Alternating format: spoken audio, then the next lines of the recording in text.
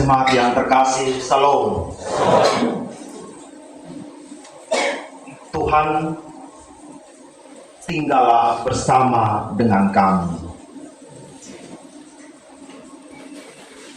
79 tahun Sinode Gereja Kristen Sumba pasca persidangan di Jemaat Payiti dan Waikabubak tahun 47, Gereja Kristen Sumba memilih untuk ada sebagai sebuah organisasi tersendiri, memisahkan diri dari badan misi yang ada di Belanda. Pertanyaan paling penting hari ini adalah, ketika Gereja Kristen Sumba berjumlah 292 dan Jemaat Manupara menjadi jemaat ke-185 10 tahun yang lalu, perkembangan itu terus hadir hingga pada hari ini. Siapa yang tinggal bersama dengan kita? Ketika kita berbicara Tuhan tinggal bersama dengan kami dalam kehidupan pribadi Bapak Ibu, adakah Tuhan tinggal di hatinya Papa Mama? Dalam kehidupan berkeluarga, adakah juga Tuhan sedang tinggal di dalam kehidupan keluarga Bapak Mama? Di dalam kehidupan berjemaat di Jemaat Manupara ini, apakah saya dan Bapak Mama benar-benar meyakini keberadaan jemaat ini di tengah-tengah kota Waingapu ini? Benar ada Tuhan yang tinggal untuk kita berteologi secara pengajaran atau yang disebut otopraksis. Otopraksis ketika kita ada di tengah-tengah jemaat kita, bagaimana pengajaran dan praktek itu secara praksis benar-benar hidup di dalam keberadaan kita sebagai umat Allah. Pertanyaan ini tidak mudah karena seringkali dalam diri kita rasa-rasanya bukan Tuhan yang kita hadirkan. Kadang-kadang adalah keinginan dari kita, ego kita sebagai manusia, bahkan kepentingan-kepentingan kita. Dalam kehidupan keluarga rasa-rasanya seorang ayah, seorang ibu dituntut dalam seluruh teladan dan nilai hidup yang diwariskan kepada anak-anak. Apakah benar-benar nilai-nilai yang berasal dari Tuhan? Ataukah jangan-jangan keinginan kita sebagai orang tua yang perlu kita telisik lebih jauh? Apakah itu sesuai dengan kebenaran firman atau tidak? Dalam kehidupan bergereja kita atau berjemaat di Manupara ini, ketika segala sesuatu kita ingin menjalankan secara prinsip, mungkin dimatikan saja dulu HP-nya. Dimatikan saja itu. Secara prinsip bergereja kita, apakah benar-benar kebenaran Allah yang sedang kita praktekkan di sini atau tidak? Ini menjadi hal penting yang perlu kita renungkan bersama-sama. Jangan sampai kita ada di gereja, bukan Tuhan yang sedang kita rayakan bersama dengan kehendak-Nya. Gereja bisa hancur, persekutuan bisa remuk hanya karena pendetanya, penatuannya, diakonnya, perangkatnya, dan jemaatnya tidak sedang berjalan di atas kebenaran firman Tuhan dan tidak menghadirkan Tuhan di dalam persekutuan. Beberapa gereja hari ini sedang berjuang.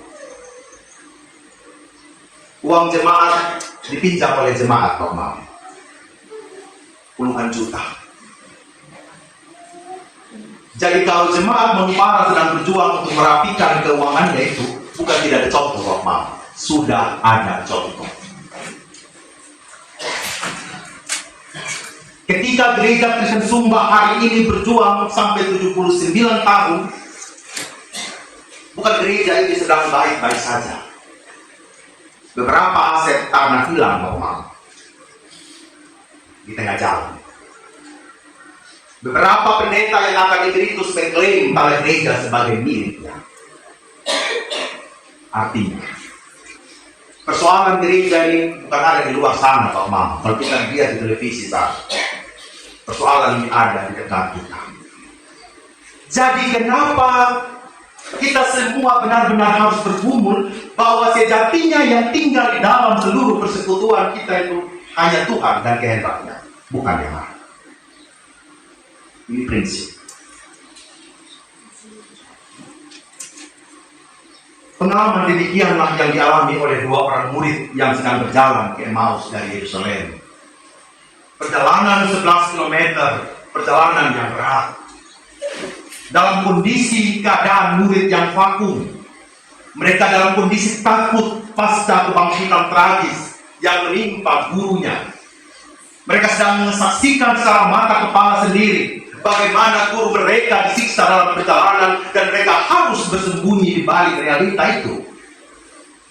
Mereka sendiri tidak memiliki persiapan berhadapan dengan kematian Yesus, meskipun Yesus mengatakan berulang-ulang kali kepada mereka. Mereka tidak mengerti. Mereka kecewa dalam hati mereka.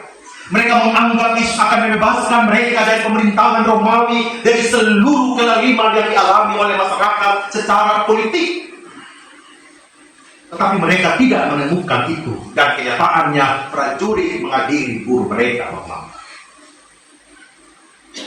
Pengeluhan, kekecewaan, beban yang dialami murid inilah. Dalam ayat 16 dikatakan, ada sesuatu yang menghalangi mata mereka. Bahasa Yunaninya ekra tonto, yang berasal dari kata krateo, yang artinya memegang dengan kekuatan atau memegang teguh, menguasai, memegang erat. Bukan kebenaran yang mereka pegang erat, Bapak. Kenyataan yang membuat mata mereka itu tidak bisa melihat apa. Ada kekuatan yang memegang erat mereka sehingga mereka tidak menguasai itu keadaan. Keadaanlah yang menguasai mereka. Keadaanlah yang memegang erat kepada mereka sehingga mereka penuh dengan kekecewaan dan kerapuhan.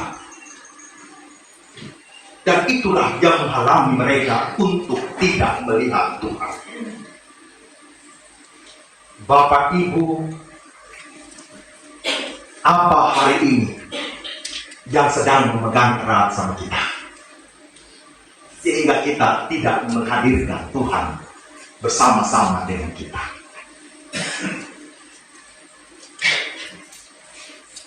Adakah Bapak Ibu yang sedang kecewa kepada Tuhan? Dan kekecewaan itu sedang Bapak Ibu pegang erat-erat. Orang yang kita cintai pergi dari hidup kita. Orang yang kita anggap dapat menafkahi kita. Orang yang menjadi tumpuan saat kita sedang curhat, ternyata Tuhan ambil. Mungkin itu mengecewakan.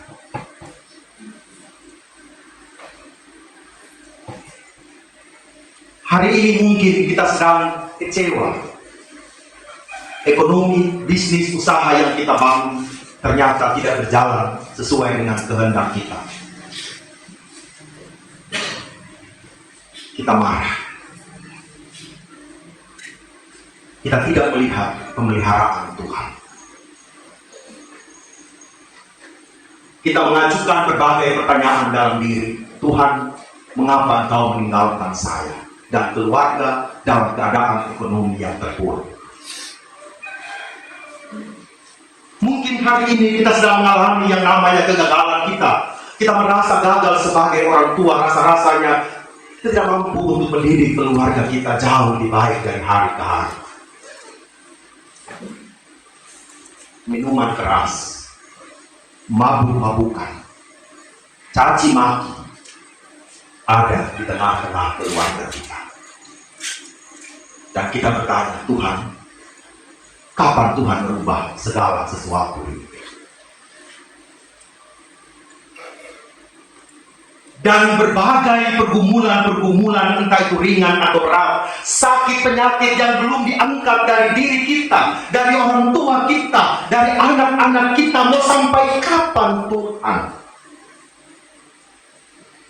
Dan semua itu bisa menghalangi mata iman kita, mata jasmani kita, bahwa sebenarnya Tuhan ada di depan dan di samping kita.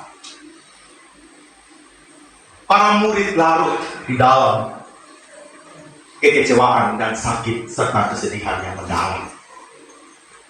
Mereka tidak tahu Yesus ada di samping dan sedang berbicara kepada mereka.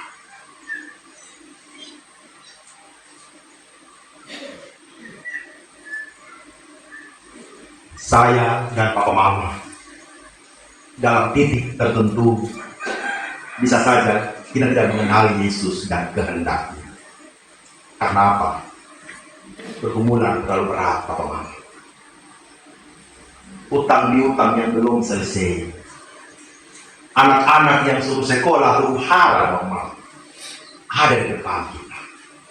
Kekhawatiran bagaimana anak saya yang pergi kuliah, tapi Tuhan Yesus cuci rice cooker saya tidak bisa, Pak Pendeta. Sapu rumah saya tidak bisa. Cuci baju tidak bisa, bagaimana sudah dia nanti? Kendati pun demikian Bapak Mama, rasa-rasanya Yesus tidak pernah meninggalkan kita. Amin Bapak Mama. Seberapa besar pun keputusasaan kita semua, Dia mau berjalan bersama-sama. Sekalipun dalam perjalanan itu Dia dikenal sebagai orang asing. Dalam perjalanan bersama, Yesus memberikan pemahaman yang membuka hati dan pikiran mereka untuk mengenal secara benar arti kehadiran Mesias. Sehingga pada akhirnya ada ungkapan dalam hati, Tuhan, tinggallah bersama-sama dengan kami. Bapak Mama, jemaat Mangbara sedang menuju ke 10 tahun perjalanan imannya. 40 tahun lalu, 30 tahun lalu, 20 tahun lalu, bahkan 10 tahun lalu. Perjalanan yang tidak mudah. Hingga kita sampai di hari ini. Ketika majelis jemaat, pendeta, penatua, diaken, dan perangkat BPJ sedang membangun sistem bagi gereja ini, mungkin kita tidak terima dengan seluruh kebijakan yang ada. Tetapi merapikan gereja ini bukanlah pekerjaan 1-2 hari, pekerjaan puluhan tahun. Uang kita masih 300-400 juta, tetapi tahun ini target kita 515 juta, itu setengah miliar Pak Mama. Kalau setengah miliar itu tidak kita atur dengan baik, bisa bocor, kata Prabowo. Betul tidak Pak Mama? Gereja ini harus diatur secara profesional, akuntabel, kata Sri Mulyani. Harus rapi. Buku kehidupan yang dibagi itu kita baca. Kalau ada salah-salah, Pak Mama kasih masukan. Kita yang kerja juga tidak selamanya sempurna. Makin hari gereja ini perlu kita sempurnakan Bapak Mas. Kualitas pelayanan kita, kuantitas pelayanan kita. Karena apa? Yang kita hadirkan itu Tuhan dan kehendak. Jadi setiap hari kehendak Tuhan, kebenaran Tuhan harus semakin terjadi di Mangbara ini. Itu maksudnya. Ribuan ayat ini tidak bisa kita jadikan hanya 1 hari, 2 hari, Bapak Mama. Setiap saat ribuan ayat ini perlu kita aplikasikan dan berproses bersama dengan Tuhan. Dan itu harus ada Tuhan. Tidak bisa ada kita manusia saja. Tuhan harus ada dalam kebenaran. Oleh karena itu, Bapak Mama semua, jikalau kemarin-kemarin bukan Tuhan yang kita hadirkan, mari melalui peristiwa hari ini Tuhan yang kita hadirkan. Amin. Kalau kemarin kita percaya itu kain merah taruh di dompet. Kalau kemarin kita percaya bahwa kalau saya dekat dengan penguasa A, penguasa B, saya aman. Ternyata bukan itu yang Tuhan mau. Kalau kemarin kita pautkan, kita punya diri kepada harta kita, kepada orang tua kita, kepada siapa saja, itu bukan kekuatan yang sejati. Atau juga mungkin bapak mama mengatakan, saya punya anak, dia urusan sana di tahun depan. Tidak ada bapak mama. Tidak kita bisa gantungkan kepada siapapun hidup ini. Kita hanya gantungkan sama Tuhan.